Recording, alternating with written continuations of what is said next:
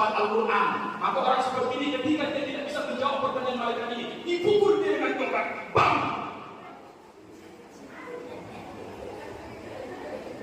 Belum seberapa Bapak, suara itu belum seberapa. Diceritakan dalam hadis, saking kerasnya pukulan itu Bapak saudara sekalian, Bapak kaum muslimat, mayat ini akan berteriak sekencang-kencangnya. Semua teriakan itu mendengar kecuali jin dan manusia. Coba bayangkan itu Bapak saudara sekalian. Andai kita mendengarkan itu, ditakdirkan Allah mendengarkan teriakan itu, Masya Allah, betapa gelisahnya kita dalam kehidupan. Assalamualaikum warahmatullahi wabarakatuh. Sobat Al-Quran kata Allah Subhanahu wa Ta'ala. Sekarang di awal ceramah kita sangat dekat dari rumah ya, di Masjid Inaya, Saret, sangat dekat sekali, cuma 2 menit dari rumah. Insya Allah tema ceramah kita masih seputar Al-Quran dan hubungannya dengan momen sekarang yang kita tunggu itu meraih Lailatul Qadar. Sobat Al-Quran, salah satu usaha kita untuk memperoleh malam Lailatul Qadar adalah dengan cara membaguskan hubungan kita dengan Al-Quran. Artinya berbanyak baca Quran, berbanyak memahami artinya, dan berusaha untuk mengamalkannya serta mendakwakannya. Sama Al-Quran dengan Allah Subhanahu wa Ta'ala. Semangat malam Lailatul Qadar, mudah-mudahan kita termasuk orang-orang yang mendapatkan malam Lailatul Qadar sebab kami kita memperbaiki hubungan kita dengan Al-Quran. Baik, tetap semangat soal Al-Quran. Assalamualaikum warahmatullahi wabarakatuh.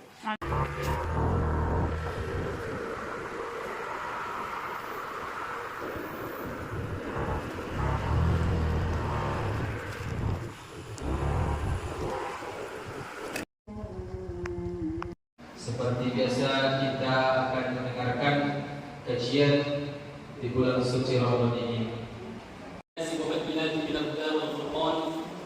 أشهد أن لا إله إلا الله وحده لا شريك له وأشهد أن محمدا عبده ورسوله الذي لا نبي بعده ما بعده. فقال الله تعالى في القرآن الكريم: أعوذ بالله من الشيطان الرجيم.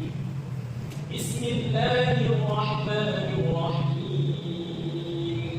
ذلك الكتاب لا ريب فيه هدى للمتقين. ثم قال: والذين آتيناهم الكتاب يتلونه حق تلاوته أولئك يؤمنون به ومن يكفر به فأولئك هم الخاسرون. وقال في آية أخرى: شهر رمضان الذي أنزل فيه القرآن هدى للناس وبينات من الهدى والفرقان. وقال النبي صلى الله عليه وسلم: اقرأوا القرآن فإنه يأتي يوم القيامة شفيعا لأصحابه. ثم قال: الماهر بالقرآن مع السفرة الكرام البراء الذي يقرأ القرآن ويتتعتع فيه وهو على شاقة له أجران. ثم قال: من قرأ حرفا من كتاب الله فله حسنة والحسنة بعشر أمثالها. لا أقول ألف لام ميم حرف ولكن ألف حرف ولام حرف وميم حرف. صدق الله العظيم. Pertama dan yang paling utama sekali bersyukur kita kepada Allah Subhanahu wa Ta'ala atas segala nikmat yang Allah berikan kepada kita. Begitu banyak yang Allah berikan nikmat kepada kita Bapak Ibu jemaah yang dimati Allah Subhanahu wa Ta'ala. Sehingga saking banyaknya nikmat tersebut Allah berfirman dalam Al-Quran: wa in ta'uddu ni'matallahi la tuhsuha. Yang artinya apabila kita mencoba untuk menghitung banyaknya nikmat Allah, la tuhsuha, tidak bisa untuk kita hitung Bapak Ibu jemaah yang dimati Allah Subhanahu wa Ta'ala. Lantas kalau kita tidak bisa untuk menghitung nikmat Allah, apalagi untuk membayarnya atau membalasnya. Maka Allah Subhanahu wa Ta'ala berfirman dalam Al-Quran: la in syakartum la'azidannakum wa la in kafartum inna 'adzabi lasyadid. Yang artinya barang siapa yang bersyukur akan nikmat kepada Allah, niscaya Allah akan selalu dan senantiasa menambah nikmat tersebut. Akan tetapi sebaliknya, barang siapa yang kufur akan nikmat yang Allah berikan kepadanya, ingat bahwasanya azab Allah itu sangat pedih. Bapak saudara, kaum muslim dan muslimah yang Allah Subhanahu wa Ta'ala, tentu pilihannya ada pada diri kita. Apakah kita ingin menjadi hamba Allah yang bersyukur, ataukah kita menginginkan diri kita menjadi hamba Allah yang kufur akan nikmat. Mudah-mudahan jemaah Masjid Inaya yang dirahmati Allah yang berhadir pada malam hari ini termasuk hamba Allah yang bersyukur. Alhamdulillah rabbil alamin. Selanjutnya bersalawat serta mengucapkan salam kita untuk Nabi tercinta Nabi Muhammad sallallahu alaihi wasallam dengan ucapan Allahumma shalli ala sayyidina Muhammad wa ala ali sayyidina Muhammad. Baik Bapak Ibu saudara jemaah yang Allah Subhanahu wa Taala, teman waktu kita sekian detik untuk bersalawat kepada beliau. Allahumma shalli ala sayyidina Muhammad wa ala ali sayyidina Muhammad. Kenapa Bapak Saudara yang dirahmati Allah Subhanahu wa taala? Jemaah kaum muslimin dan kaum muslimat kita harus berselawat. Sebab dalam hadis khusus dikatakan orang yang paling bakhil adalah orang yang ketika disebutkan dalam nama Nabi Muhammad SAW enggan hatinya untuk berselawat. Enggan itu Bapak Ibu sekalian bukan tidak mau. Kalau tidak mau jelas dia tidak terima. Tapi enggan ini Pak tanggung. Lain dia mungkin kita mengalah. Lain dia mungkin tidak tergerak hati. Itu orang yang enggan Bapak Ibu sekalian. Ketika ada yang demikian dalam hati kita, yakin tak ada penyakit dalam diri kita Bapak Ibu sekalian. Maka penyakit itulah yang nanti akan menyebabkan diri kita tidak mendapatkan syafaatnya Rasulullah SAW. Maka orang yang beriman, orang yang sensitif hatinya ketika disebut kepada Muhammad SAW, maka seketika tanpa disuruh bergerak lisannya, bergerak hatinya untuk mengucapkan Allahumma shalli ala Sayyidina Muhammad wa ala ali Sayyidina Muhammad. Kembalikan Bapak Saudara sekalian, kaum muslimin kaum muslimat yang Allah Subhanahu wa taala. Orang yang kafir jelas, mereka menolak. Tidak ada bagi kita keraguan, tidak ada pertentangan bagi kita bahwa orang kafir. Yang paling susah ini Bapak Ibu sekalian orang munafik. Orang munafik itu paling benci ketika disebutkan nama Nabi Muhammad SAW. Ketika bertemu dengan Rasulullah, maka mereka manis. Manis juga. Oh iya. Tapi ketika Rasulullah sudah pergi, bukan sihir mah. Itu Rasulullah itu pengarang Al-Quran. Maka dari itu Bapak Ibu sekalian, agar kita selamat dari hal demikian, banyak-banyak kita bersalawat kepada Rasulullah. Yang insya Allah nanti sebab daripada kita bersalawat kepada Rasulullah SAW menjadikan kita nanti mendapatkan syafaat. Amin ya rabbal alamin. Bapak-bapak, ibu-ibuku, jamaah yang berhadir pada malam hari ini, judul ceramah kita pada malam hari ini sangat luar biasa sekali Bapak Ibu sekalian, yaitu tentang fadilah membaca Al-Quran. Luar biasa. Apa itu Al-Quran? Kaum muslimin dan kaum muslimat yang dirahmati Allah Subhanahu wa taala, Al-Quran adalah kalamullah yang diturunkan Allah kepada Nabi Muhammad SAW melalui malaikat Jibril alaihissalam yang diturunkan 2 kali. Secara langsung dari Lauhul Mahfuz ke Baitul Izzah, kemudian secara langsung dari Baitul Izzah kepada Rasulullah SAW. Secara langsung yang dimulai dari surah Al-Fatihah dan diakhiri dengan surah An-Nas, dan yang membacanya dinilai sebagai ibadah. Yang terakhir ini Bapak Ibu perlu kita catat, dan membacanya dinilai sebagai ibadah. Itu yang dimaksud dengan Al-Quran. Kaum muslimin dan muslimat yang dirahmati Allah Subhanahu wa taala. Lantas kenapa kita harus membaca Al-Quran? Rasulullah SAW bersabda dalam hadisnya, Bismillahirrahmanirrahim, Iqra'ul Quran fa innahu ya'ti yaumal qiyamah syafi'an li ashabi. Yang artinya, baca oleh Al-Quran kata Rasulullah SAW. Sesungguhnya Al-Quran nanti akan datang kepada para sahabatnya memberikan syafaat. Masya Allah. Jadi kita disuruh untuk membaca Al-Quran. Kenapa demikian? Karena Al-Quran nanti akan memberikan syafaat di yaumil akhir. Apa syafaat yang diberikan Al-Quran Bapak Saudara kaum muslimin dan muslimat? Syafaat yang diberikan Al-Quran Ustaz tadi menjadi 3. Yang pertama adalah syafaat yang didapatkan di dunia, syafaat yang didapatkan di alam barzakh, dan syafaat yang didapatkan di alam akhirat ataupun yaumil akhir. Insyaallah sekalian tidak usah khawatir Bapak sekalian. Cukup nanti 20 menit. Kalau memang cuma syafaat dalam dunia yang kita sampaikan, maka Ustaz akan putus. Jangan khawatir sekalian, kita putus ceramahnya. Insyaallah tidak waktu kita lanjutkan. Jadi mulai sekarang sekalian 20 menit bisa putus. Bapak Saudara, kaum muslimin dan kaum muslimat yang dirahmati Allah Subhanahu wa taala. Bagaimana bentuk syafaat daripada Al-Quran yang kita dapatkan di dunia ini? Maka Rasulullah SAW bersabda dalam Al-Quran, dalam hadisnya, khairukum man ta'allama Al-Quran wa 'allama. Yang artinya sebaik-baik di antara kamu adalah orang yang membaca Al-Quran, orang yang mempelajari Al-Quran dan mengajarkan. Kenapa bagaimana bentuk kebaikan orang ini Bapak sekalian? Coba bayangkan Bapak sekalian kalau kita lihat. Rasulullah SAW itu menerima Al-Quran, tidak sembarangan Allah menurunkan Al-Quran kepada Nabi. Dicatat Bapak Ibu sekalian 124.000 Nabi dan Rasul, 313 Rasul, hanya satu yang Allah tujuh untuk menerima wahyu Al-Quran, yakni Nabi dan Rasul yang terbaik di antara Nabi yang lain, dan dia ba'da Nabi, tidak ada Nabi setelahnya, yaitu baginda Nabi Muhammad SAW. Dan tercatat Nabi yang menerima wahyu Al-Quran adalah Nabi yang paling mulia, unggul daripada segala nabi. Kemudian Bapak Ibu kaum muslimin dan kaum muslimat, tidak cukup hanya di sana. Allah memilih malaikat dari sekian miliar malaikat, dari sekian banyak malaikat Bapak Ibu sekalian. Banyak malaikat, cuma yang wajib kita ketahui hanya ada Ustaz di sini. Ustaz, berapa malaikat yang wajib kita ketahui? 10. Tapi perlu kita ingatkan bahwasanya jumlah malaikat itu banyak sekali Bapak, kaum muslimin dan kaum muslimat. Dan yang Allah putuskan untuk menyampaikan wahyu ini kepada Nabi Muhammad SAW tidak sembarang malaikat. Allah pilih malaikat terbaik, yaitu malaikat Jibril alaihissalam. Sehingga dalam Quran surah Al-Qadar Allah mengkhususkan pengucapan malaikat Jibril dengan malaikat yang lainnya. Tanazzalul malaikatu war ruh. Malaikat dan ruh yang dimaksud adalah malaikat Jibril alaihissalam sebagai bentuk penghargaan dan penghormatan kepada malaikat Jibril alaihissalam.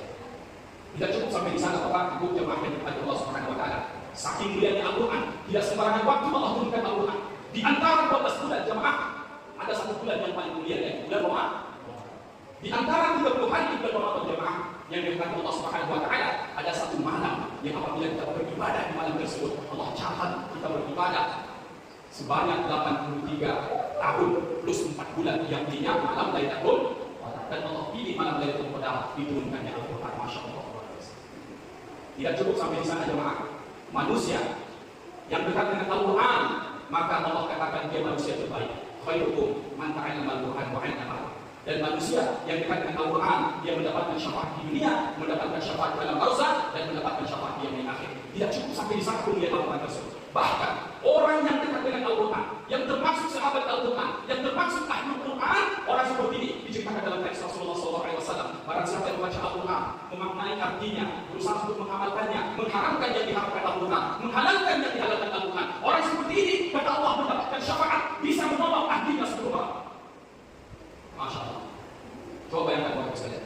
Andaikan kita termasuk sahibul Quran, andaikan kita termasuk ahlul Quran, Allah berikan kita syafaat, bisa menolong ahli kita, maksudnya adalah anggota keluarga kita sebanyak 10 orang yang telah divonis Allah telah masuk neraka.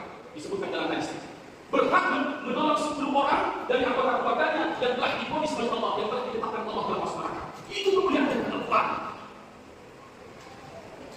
Lantas dari itu, bagaimana lagi Ustaz harus menyampaikan kepada jamaah supaya kita tertarik untuk membaca Al-Quran? Sehingga Bapak Ibu sekalian dikatakan, orang yang membaca Al-Quran, maka dia akan mendapatkan syafaatnya di dunia. Apa bentuk syafaat di dunia? Yang pertama adalah orang yang dekat dengan Al-Quran, orang yang membaca Al-Quran, dalam hadis dikatakan Rasulullah SAW, Bismillahirrahmanirrahim, Inna allaha ahlina minan nas, man ya Rasulullah, ahlul Quran, hum ahlullah.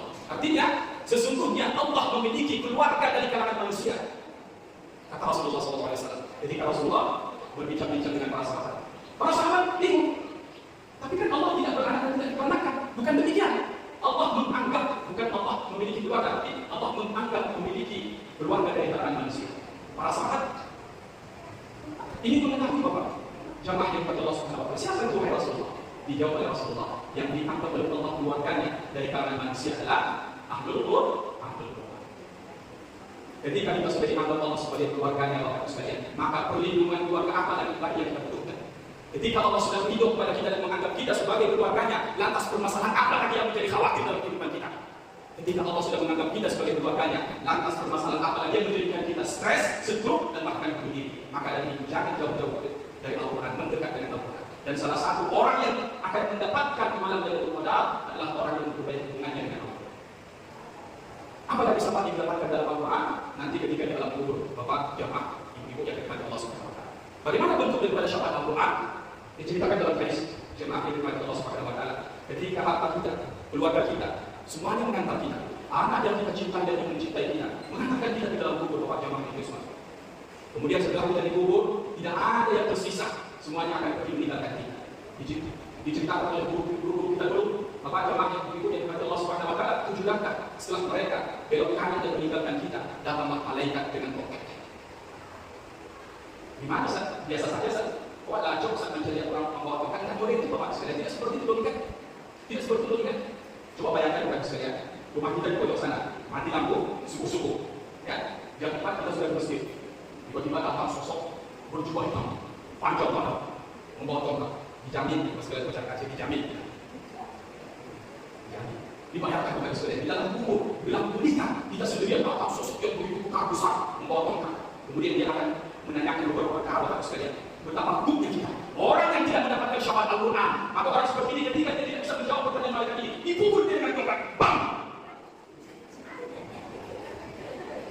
Belum seberapa Bapak, suara itu belum seberapa. Diceritakan dalam hadis, saking kerasnya pukulan itu Bapak saudara sekalian, Bapak muslim muslimat, mayat ini akan berteriak sekencang-kencangnya. Semua teriakan itu mendengar kecuali jin dan manusia. Coba bayangkan itu Bapak sekalian. Andai kita mendengarkan itu, ditakdirkan Allah mendengarkan teriakan itu, Masya Allah, betapa kisahnya di dalam kehidupan. Adapun orang yang mendapatkan syafaat Al-Quran Bapak sekalian, tenang wahai sahabatku, karena engkau terus dan membacaku, mengamalkanku, mengajarkanku, maka tenang, saya lebih kuat daripada itu. Datang malaikat dari depan, wahai malaikat, engkau tidak berhak untuk memukulnya dari depan, sebab wajah ini sering berinteraksi dengan Al-Quran.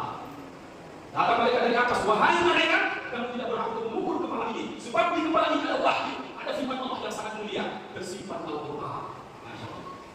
Datang dari bawah Bapak sekalian, tidak berhak malaikat untuk memukul kaki ini, sebab kaki ini minimal 2 kali seminggu dia belajar berjalan ke majelis-majelis Al-Quran, sehingga orang seperti ini selamat dari azab kubur.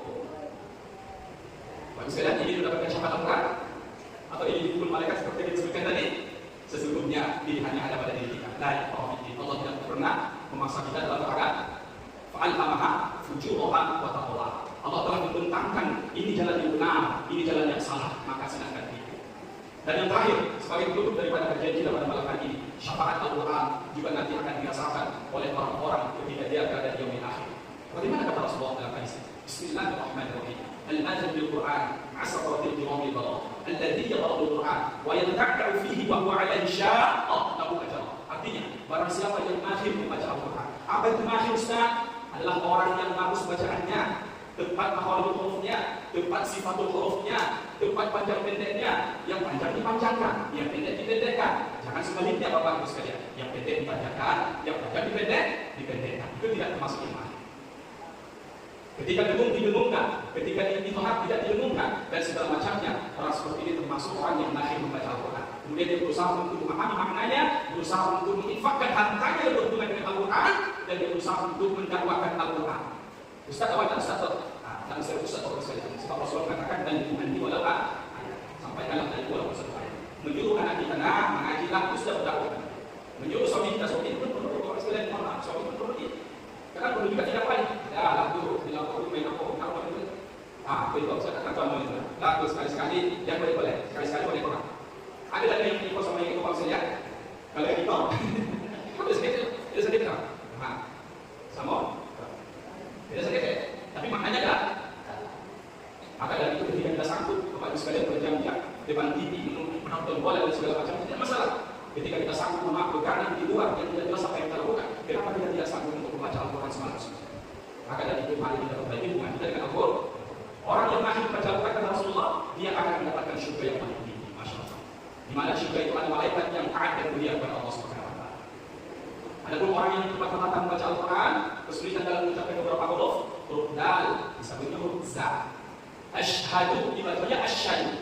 Siratal ladzi dibaca siratal lazi. Alhamdu dibaca alhamdu. Al-mustaqim dibaca al-mustaqim. Itu kategori orang yang tepat-tepat. Maka orang seperti ini masih tetap mendapatkan dua pahala. Nah, tetapi orang yang mendapatkan syurga paling tinggi adalah orang yang membaca Al-Quran tidak sembarang membaca, tetapi membaca Al-Quran dengan tartil. Apa itu tartil Bapak Ibu sekalian? Orang yang panjang bacaannya. Bahkan orang-orang yang memperbagus bacaan Al-Qurannya, kata Al-Quran ini adalah Allah. Ada salah satu hadis yang istimewa. Al-jannatu mushtaqatu ila arba'atin nafarin hadil Quran. Orang yang membaca Al-Quran dengan sebaik-baik bacaan dengan tartil. Jadi orang baca Al-Quran itu Bapak Saudara sekalian ada dua. Ada yang bacanya dengan sembarang saja, tidak hati-hati, insyaallah dia tidak mendapatkan dua pahala. Tetapi orang yang baca dengan tartil, dia mendapatkan syurga yang paling tinggi. Dan bahkan di dalam hadis dikatakan ada empat golongan yang diberikan oleh syurga Allah. Salah satunya adalah orang yang membaca Al-Quran dengan tartil. Orang yang membaca Al-Quran dengan biasa-biasa saja mendapatkan dua pahala.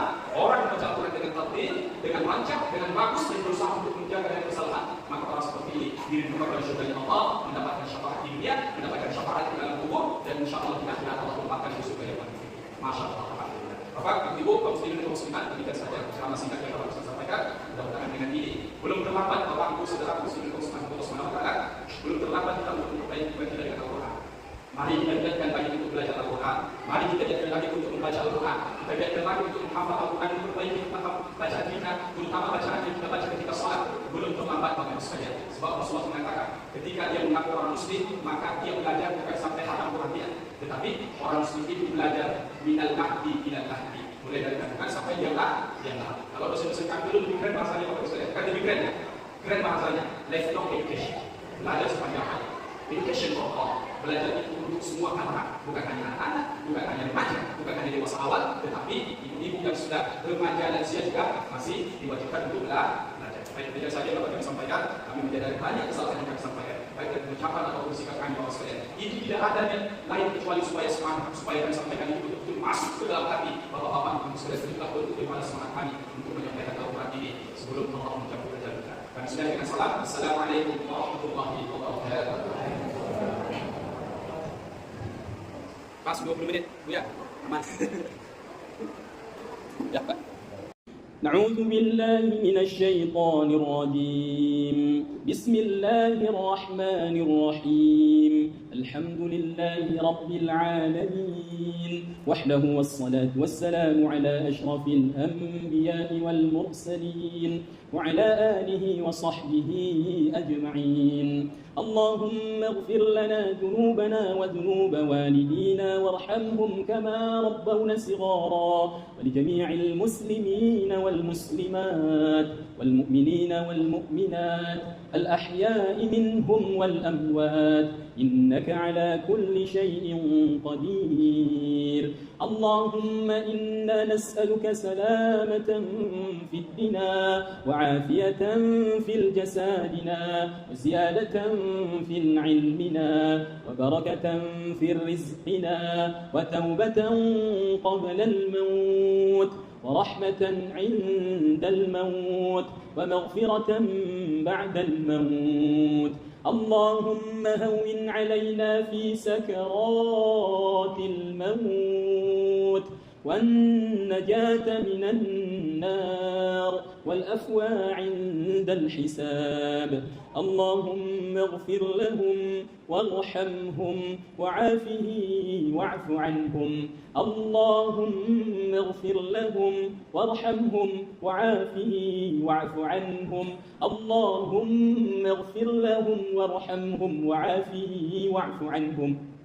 اللهم إنك عفو تحب العفو فاعف عنا يا كريم.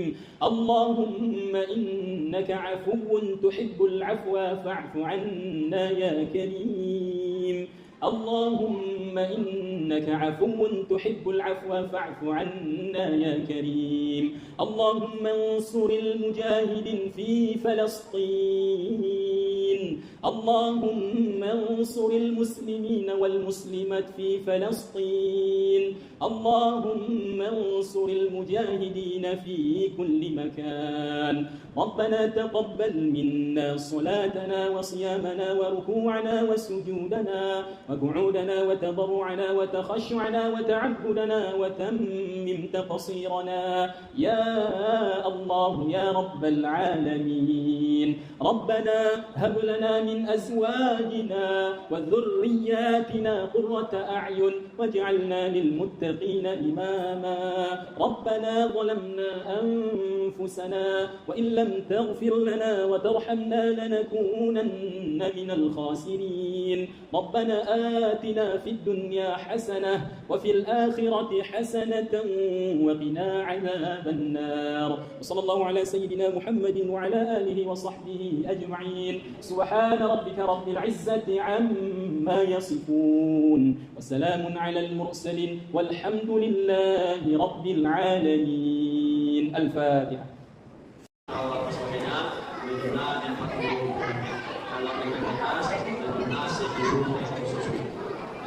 Marilah secepatnya kita bayarkan zakat kita, karena hari kita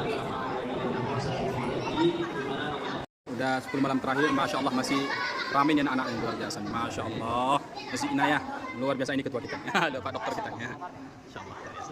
Aiko anak gadiawak pada kami soleh-solehan. Insya Allah.